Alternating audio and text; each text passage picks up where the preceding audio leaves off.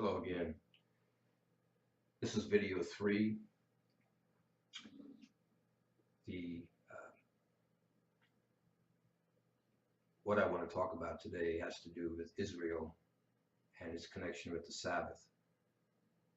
Again, let me repeat that the actual warning to the nations of Israel will come in the 5th video. So we're getting close to that. But it's very important that we discuss all of the information leading up to the warning and why God is angry, not only with the world in the way that it has taken a course and departed from his laws, but Israel and the 12 tribes of Israel who were given the law by Moses. And now make the distinction here that Moses was not the lawgiver. When Moses went up the mountain, Mount Sinai, he came back down with the 10 commandments, the same commandments that are listed on this plaque. And for those of you who think that everything that is Israelitish is Jewish, you couldn't be more wrong. And that small nation in the Middle East, surrounded by Gentile nations, by Arab nations, that is not the Israel of the Bible. And I'm going to show you from the Bible that that's a fact. They are Israelites. But you need to understand, and I'm sure you've never been taught, that Judah was the 4th born of 12 brothers. And his 11 brothers are just as much Israelites as Judah is. But you see, what you need to understand and get a grasp of is that when the Bible speaks to Israel, it makes a distinction between Judah and Israel. And if you're going to understand the Bible, you have to make that distinction. Because the Bible makes a distinction and God is making that distinction. So if you are not making that same distinction, then you're wrong. You're simply wrong. And you don't understand what's happened in your history. You don't understand what's going on today. And you will certainly not understand biblical prophecy. You've got it wrong. All right. In 2 Kings chapter 16, verse 5, it's one of the first times that the distinction is made. You can read it for yourself. For the sake of time, I'm not going to read a great deal from the Bible. I'm just going to give you the scriptures, and you can read them for yourself. In 2 Kings 16:5, Judah is at war with Israel. That's fact. Okay, there is a distinction. You'll also see in Ezekiel chapter 9, verse 9, where it makes a distinction between Israel and Judah. It actually is speaking of a specific event, and it mentions and is documented Judah and Israel. You'll also see that in 2 Samuel chapter 5, verses 4 and 5. It again makes a distinction between Israel and Judah. You will also see that in 1 Samuel chapter 18, verse 16, the same distinction. As a matter of fact, you'll find at least 30 times in the Old Testament where that distinction is made. Okay? When God is speaking of Israel, he's speaking essentially of the 10 tribes that left at the time the king of Judah was ruling over all of the 12 tribes.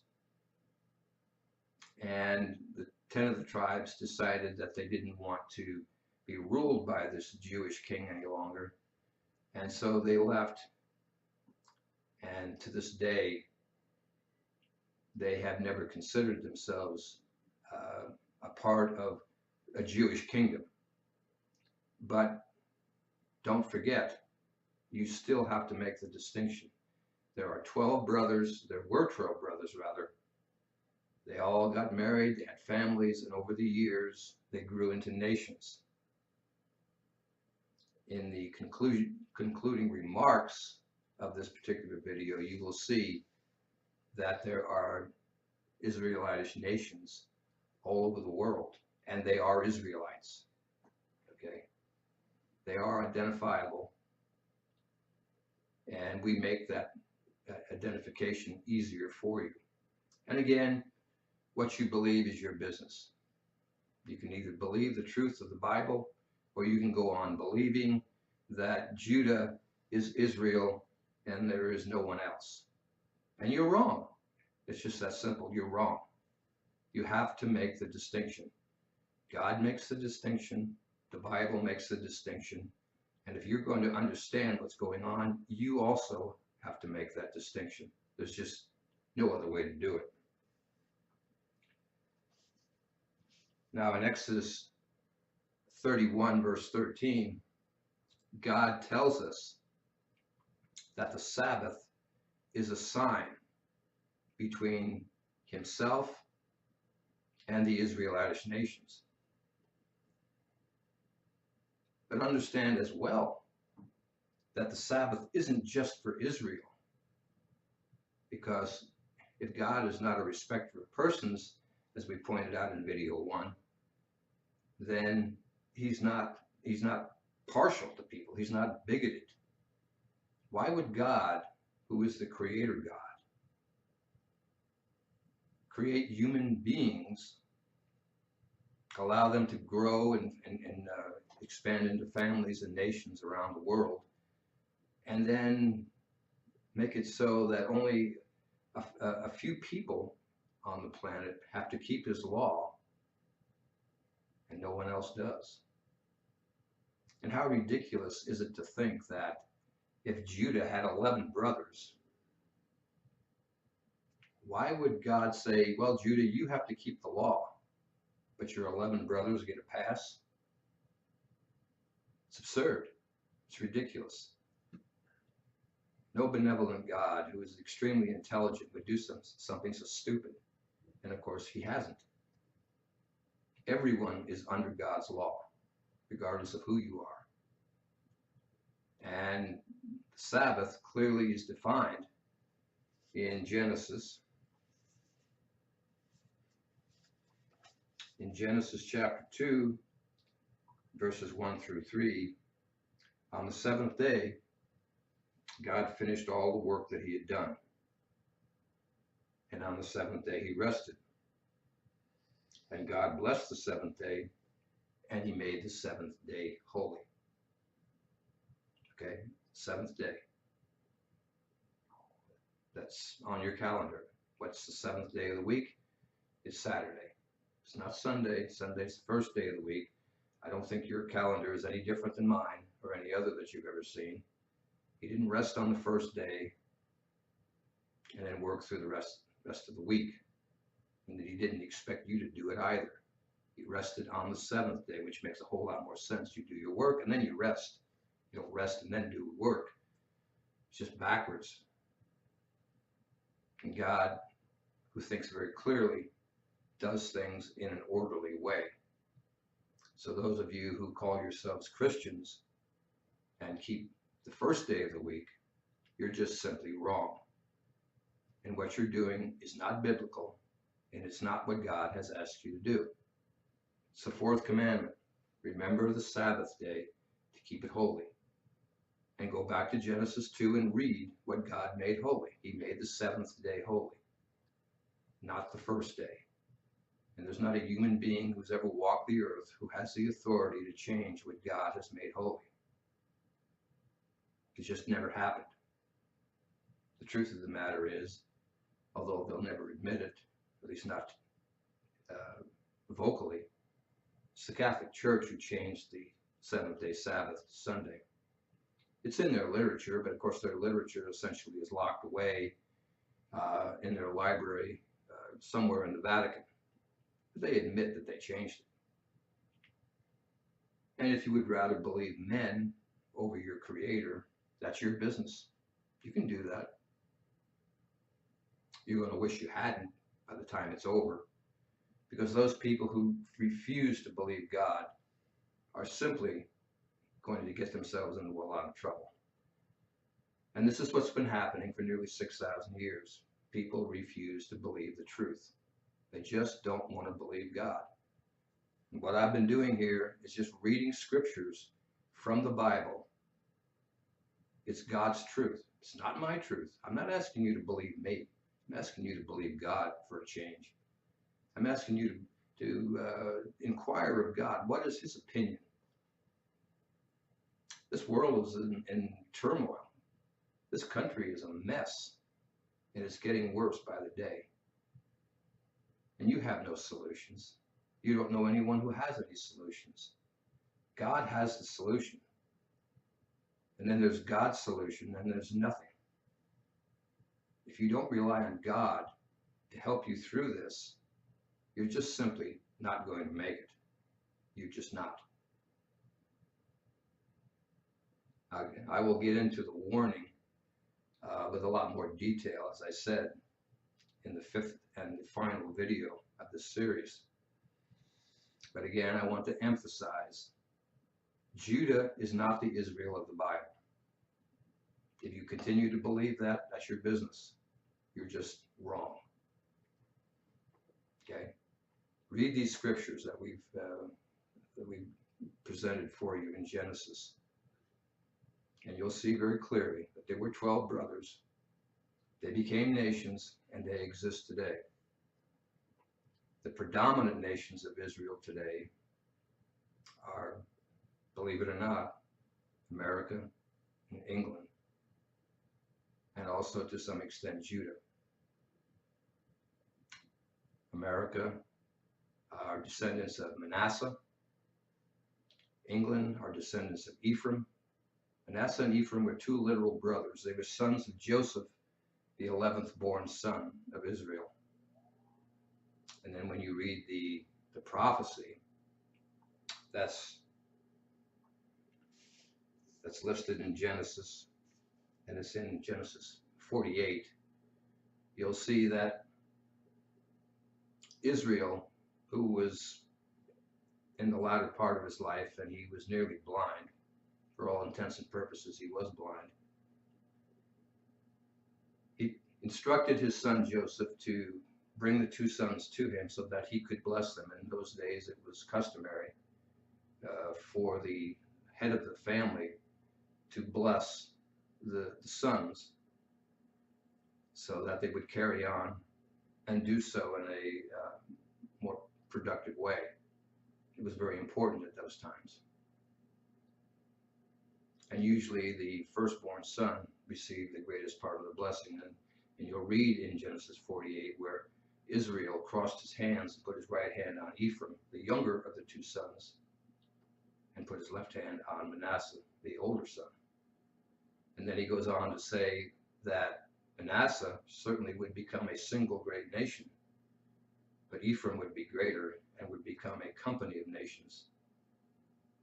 And sure enough, these two sons grew up to be England and the United States. Now, no two brothers in the history of the world have ever come close to fulfilling that prophecy, aside from Ephraim and Manasseh.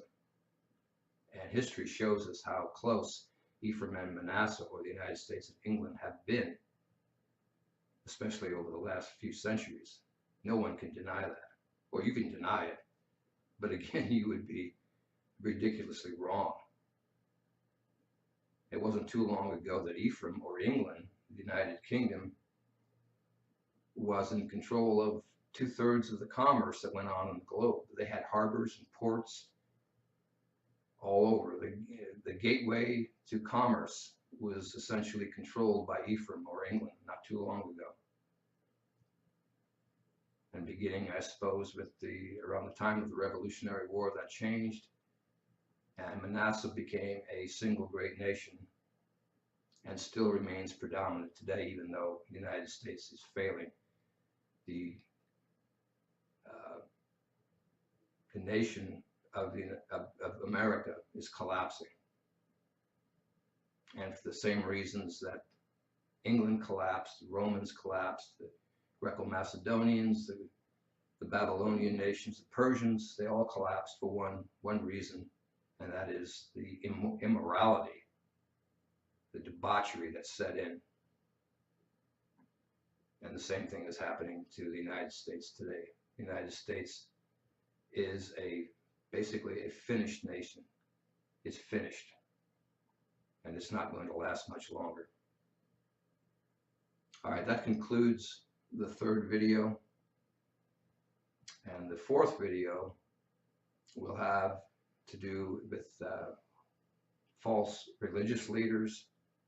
I want to give you some information on false prophets and ministers who have taught heresy over the years.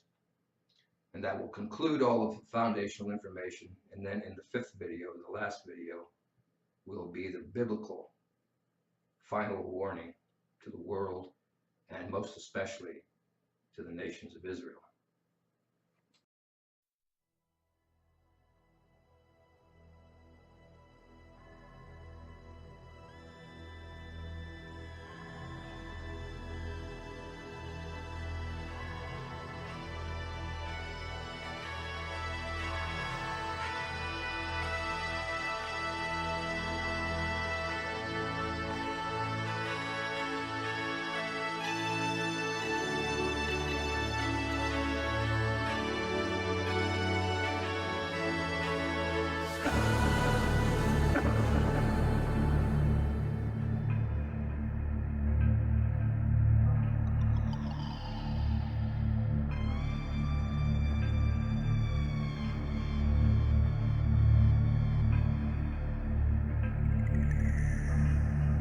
Through an age of fighting men, when sword was mightier than pen, there lived a clansman bold and true, the very one our name came through.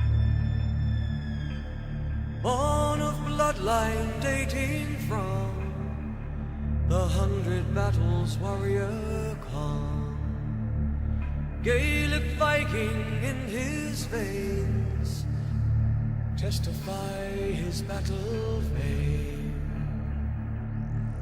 For 350 years the Western Highlands lived in fear, fighting to regain the Isles down to Islay and Argyll.